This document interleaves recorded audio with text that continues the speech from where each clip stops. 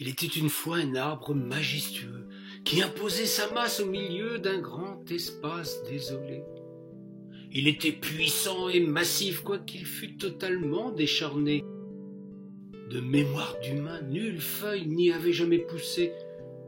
On l'aurait cru mort même s'il demeurait vigoureux, inaltérable et indestructible malgré les années. L'arbre inquiétait. Non seulement il résistait en dépit de son apparence sans vie, mais pire que tous les animaux le fuyaient.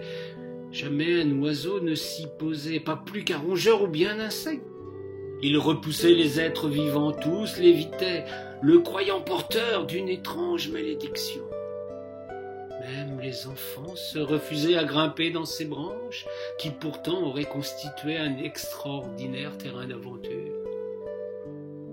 Pour donner crédit à toutes les craintes, l'arbre ne projetait aucune ombre sur le sol.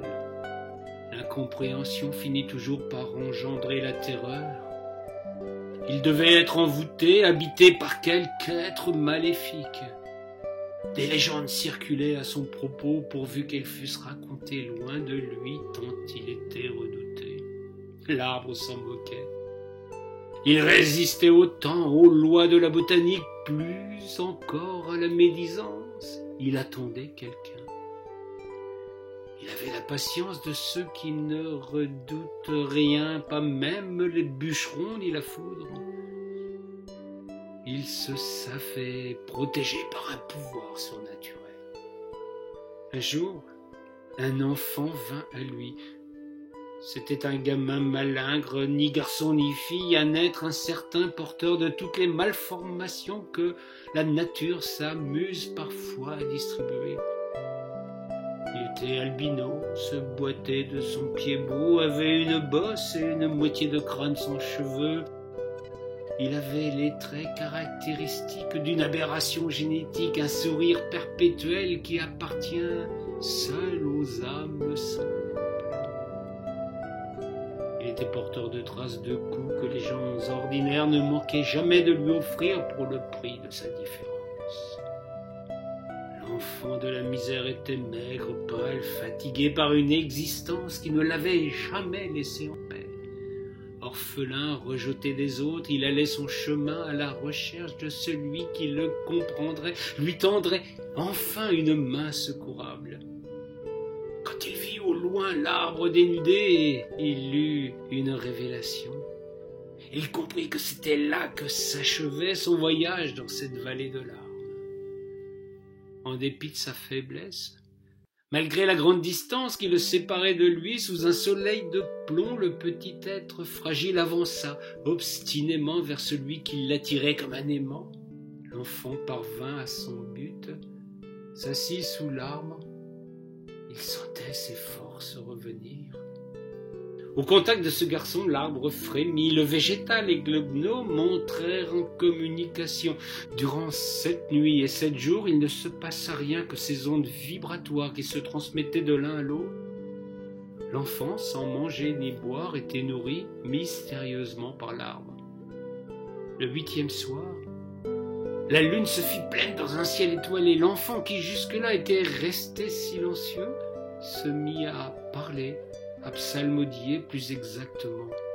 Celui dont personne jusqu'à présent n'avait entendu le son de la voix se mit à raconter des histoires qui venaient d'ailleurs, belles et envoûtantes. Il avait un calame dans la main qu'il agitait dans l'air, accompagnant son récit de mouvements erratiques. La première histoire achevée, dans l'arbre jusqu'alors décharné, poussa une feuille sur laquelle étaient inscrits des signes mystérieux.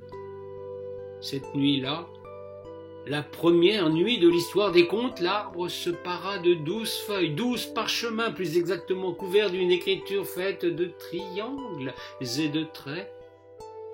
C'étaient étrangement des feuilles de papyrus.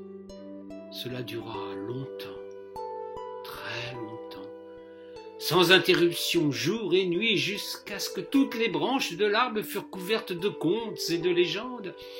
L'enfant se tut. C'est alors que le ciel se couvrit de nuages et se chargea d'électricité. de la nuée, une formidable tornade s'approcha. Elle se dirigea vers l'arbre et l'enfant.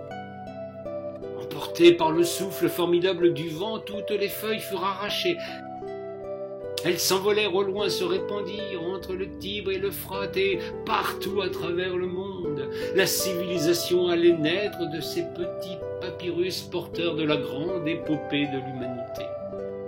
Puis, l'œil du cyclone enveloppa les deux héros de cette aventure. Quand le calme revint dans la plaine, il ne restait plus rien de l'enfant et de son âme. Ils étaient partis pour un autre monde. Oh non, ils n'ont pas disparu tout à fait, puisqu'ils vécurent par le truchement de ceux qui héritèrent des récits dispersés par le vent. Ils les racontèrent à leur tour, les donnèrent à d'autres qui les transmirent, et c'est ainsi que de bouche à oreille elles parvinrent jusqu'à nous. La parole avait pris son envol, l'écriture lui en donnait la main pour immortaliser tous les récits. Chaque fois qu'un humain s'empare d'une histoire de l'enfant, il lui donne une couleur et un ton différent. Chaque fois qu'un script déchiffre un parchemin, lui aussi l'interprète à sa manière, lui compose une nouvelle mélodie. Les contes sont nés de cette lointaine époque depuis. Ils vivent et se modifient à jamais portés par le vent et les souffleurs de rêve.